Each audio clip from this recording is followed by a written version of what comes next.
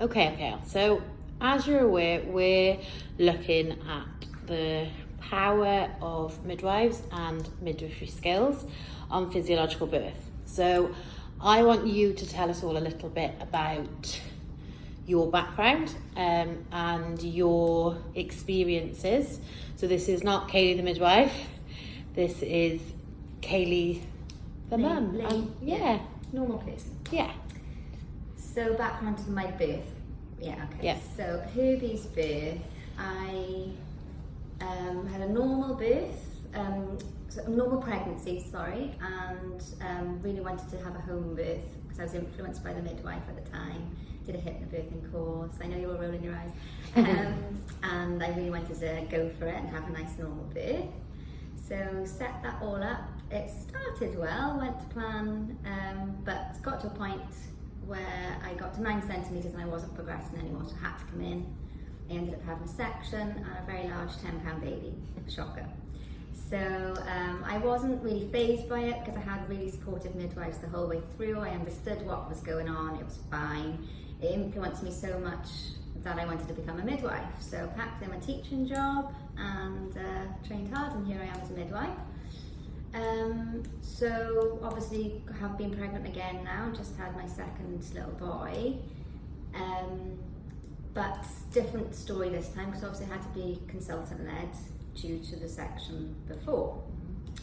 But I didn't really have a fear about that because of the midwives I'd spoken to.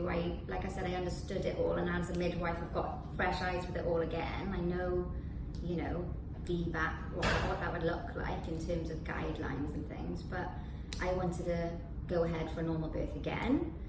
So I had 2 midwives looking after me, a continuity of care, and I told them about how I felt about going for a VBAC, and didn't faze them at all. They were like, okay, well, we've got a centre of consultants so we can have a sort of plan together, which I knew that would be fine. But they were like, of course, yeah, go for a VBAC, why wouldn't you? So I never felt judged, I felt informed about that, and they also set up a meeting for me to see the consultant midwife as well. So we all sort of made a plan together. The way it was approached by different members of that team was a little bit different.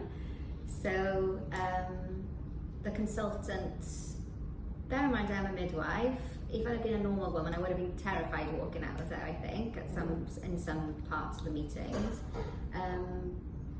She just seemed to really want to go down the clinical route, and if you get to turn, we need to induce you, and da-da-da-da. Luckily I felt empowered enough to be able to say, well, why is that, and I'd rather not do that. And was that empowerment because you were a midwife? Probably partly, but more so because I had my continuity midwives in the background saying, look, come back to this normality, think about the physiology of your body, worrying about it's not going to do you any good, you need the oxytocin, blah, blah, blah. It was all very much, you're fine, you can do this. It was the belief, really, that made me think, okay, yeah, shake it off, it'll be fine. And then the consultant midwife come in, and she really empowered me to believe that again. And I said, look, I don't really want to go to labour ward because I know that I'll feel on edge. I don't really want unnecessary interventions like cannula or monitoring. I knew the guidelines, and I was happy if there was a deviation from the normal to come up, and I discussed all that was fine. But we made a plan to go to the birth centre and have intermittent auscultation. And that's sort of what happened. Okay, so if we fast forward then to the events leading up to Attie's birth.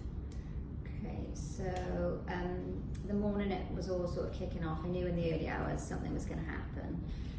So I just tried to stay at home as much as I could, but I rang the team in the morning, and one of the midwives that had been looking after me happened to be on call that day. So I was like, so it was lovely because you get that continuity, like they know your background, they know everything, so already you feel confident about that, don't you, as a mother?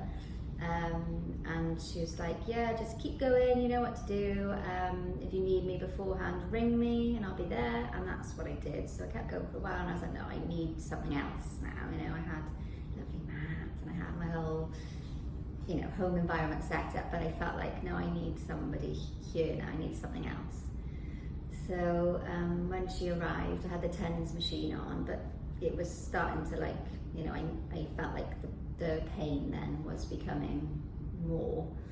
So just seeing her instantly made me feel relaxed for a start, because I knew, A, she knows what to do, because I can't think like a midwife right now, I need to be a mum, and B, she knows how to help me just by being in the room, you know. So it's that community midwife, I'm at home, she just snuck in, she became part of the furniture, you know. It wasn't like, okay, let me do blood pressure, let me do this, let me do that. It was like, I know the vibe you've got in this house and I'm going to just be part of it, which obviously is going to help with your oxytocin and everything going on.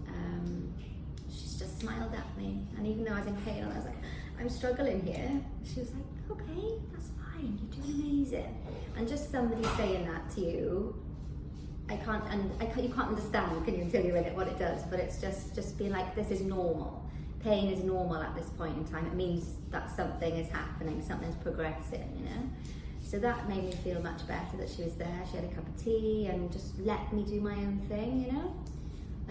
So I think she expelled the fear and let the oxytocin in with it. That's what I would say.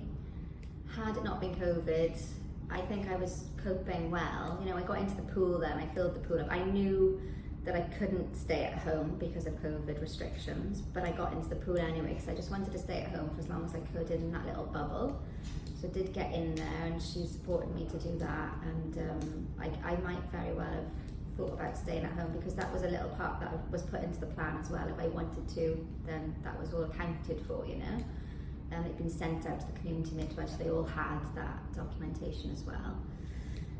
But alas, I had to go in, and that midwife followed me in. It was still her shift, so she took me into the birth centre, not in her car, but you know, she followed me in and actually cared for me for a bit. Came in, so that continuity of again, she made the room as, you know, as home friendly as she could. Got in the pool, filled it up, and then I think her shift was coming to an end, and I think the previous birth was playing on my mind a little bit. I was thinking, oh, I can't do this, I'm going to need an epidural, I'm going to have a section, I know I am. Couldn't really get that out of my head, so it was her bringing me back, being like, you've got this, and I could see her laughing at one point, because I know what she was thinking was, you're transitioning, because I was like, I can't do this, I'm getting out, and she's like, okay. And that's what I needed her, like, still normal for her. It wasn't like, okay, quick, take her out to labour, what she needs an epidural. It wasn't that. It was like, okay, it's fine, okay. And I was thinking, okay, I know what she's thinking in her head now. Like, I'm okay, I'm gonna be okay. And then the shift change came, and I think as I was transitioning, I needed that change in character, so it just worked out really well. Birth centre midwife, they could have come on and looked at that plan and thought, oh, feedback, you know, she should be doing this, that and the other. There was none of that. It was like, okay, right, I could see she was like, you're transitioning, so we're going to change, and she knew what to do just to support me in that moment. It was a different approach from the watch and wait. It was more like not coaching as such, but like, what are you feeling? Okay, let's do this, let's try this. And just got me into a good position, helped Matt to support me, used the pool, you know, just to get me through that last bit. And yeah, I felt really supported in everything. So yes, Atticus was born in the baby birth unit in the pool. Okay, so obviously Atty is here, and obviously because you're in your greys, it's showing that you're not that far off being back in work.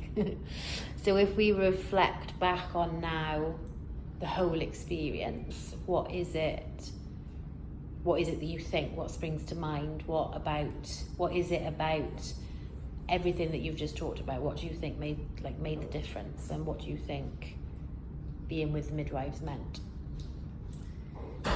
So along the way, massively was continuity of care. Just having that constant check-in point, not having to explain your story each time, supporting your needs, you know, bringing it back to their beliefs, their core philosophy of midwifery, that you know, it's going to be okay. Because you carry that philosophy, so could you have done that as a midwife without them? Absolutely not. No way. I mean, especially going to that consultant room, I was rattled coming out there thinking, oh my God, I'm going to go over again, I'm going to be induced, you know, and if it wasn't been for those midwives saying, come on now, I think I would have lost the plot a little bit. In fact, I you know, yeah, I definitely, and the birth especially, you know, having that plan from Vicky Owens really helped just to, you know, get everyone on board, and I knew that everyone would have that and it wouldn't be an issue then, you know, and she was all for it as well. She, you know, we talked about the other things that could go on, but her philosophy was the same, you know, that's what your midwives are there for, to support you to do this, so let's give them their role, you know. And then in the birth, I would never have done it without either of those midwives. Both very different midwives in their approach to things, but both approaches I needed. Whether they would have been different in different parts, potentially, I don't know, but the fact that they just tuned in to the woman and knew what was needed, you know, it wasn't normal midwifery care because of the VBAC, but they treated it as it was. I'm sure they would have had other things going on in their minds, but I never saw that. It was all, you know, this is the woman, she's looking in my eye contact, believing that it was going to happen, telling me it was going to happen, and yeah, I would never have done it without either of them, definitely not.